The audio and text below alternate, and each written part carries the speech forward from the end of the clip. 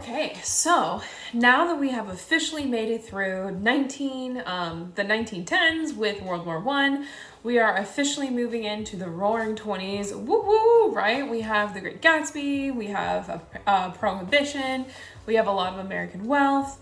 In America, that's definitely going to be true. In Europe, they're going to be a lot slower at being able to recuperate and get back up. And really, they don't really get to the point that America was ever at before World War II.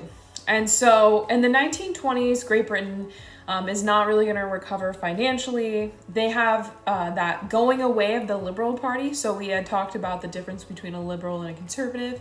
The Liberal Party is going to start to die out, and the Tories, or the Conservatives, are going to take more of a precedence. And eventually we're going to get to all the way through our prime ministers into Neville Chamberlain, who's very famous for his black umbrella and also for his policy of appeasement.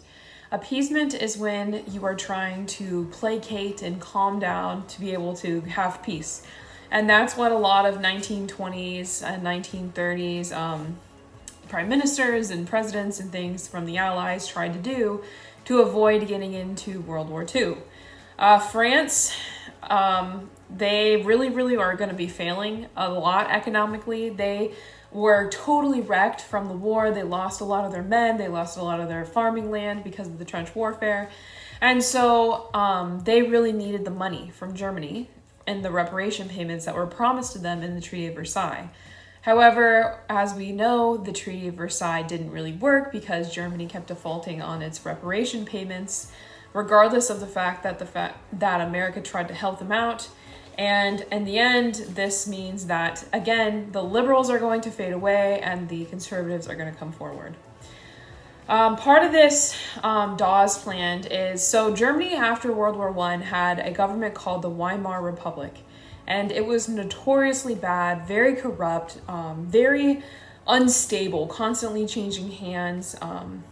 There's massive inflation to the point where the German mark doesn't mean anything. It doesn't really have any sort of a value system. And so the United States creates this thing called the Dawes Plan. And in the Dawes Plan, the United States is giving money to Germany and an effort for them to be able to rebuild and give their reparation payments to the Allies. And then the Allies are able to pay back the United States, who still had a lot of money in Europe from the war, and with interest. And so that was the plan, but when Germany got the money, they still ended up defaulting on the reparation payments, and really nothing was working. So while things were really good in the United States, in Europe, they are not going to be that great in the 1920s. However, they do sign this thing called the Kellogg-Briand Pact of 1928, in which they said that we're not going to have a global war of that kind in the future, which we all know didn't really work out. And so, in addition to this happening, the United States is going through their prohibition and the great wealth. In Great Britain, it's called the Age of Anxiety. And there's this name called the Lost Generation that was come up with by Ernest Hemingway. And Ernest Hemingway basically described it as there's no longer going to be a perfect humanity, and that there's no technology or industrialization in the world that can really make a perfect humanity. And this idea of the Age of Anxiety and this lost generation, the people who grew up in the war and the amount of people that we lost in the war, is going to trickle down into all different types of avenues in the 1920s and 30s. Philosophy through Edmund Husserl and Martin Heidegger, they are going to come up with this idea of existentialism, that there has to be some sort of meaning to this meaningless world. What a bright outlook. In physics, Werner Heisenberg is going to create the uncertainty principle, which is basically saying that you can't determine philosophy and position at the same time. When we're talking about literature in the Age of Anxiety, you're going to see a lot of stream of consciousness, writers like Virginia Woolf, and masterpieces like All's Quiet on the Western Front. For art, Pablo Picasso is going to become pretty famous, and he is going to have a play in the art of expressionism. More of a dreamy sort of a quality to the works.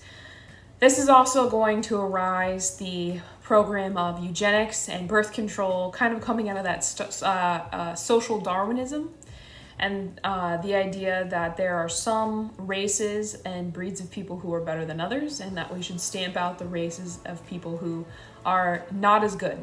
And this plays a lot into the fascist states, especially later on with Nazi Germany and Hitler with the Jews. Things only kind of get worse for Europe during the Great Depression, was last from 1929 to 1939. A huge part of the reason why Europe goes through a Great Depression is because the United States going through the Great Depression. There's still going to be that massive link between world economies. The stock market crash that happened in October of 1929 is going to greatly affect the United States and the rest of the world. The wartime economy never really stably recovered. There's going to be a decline in consumption of product in the 1930s.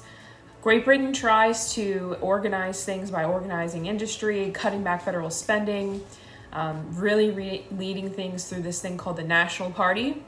So they kind of take an opposite, they kind of take like a Herbert Hoover kind of approach as opposed to like an FDR, I'm going to spend a lot on the New Deal kind of approach.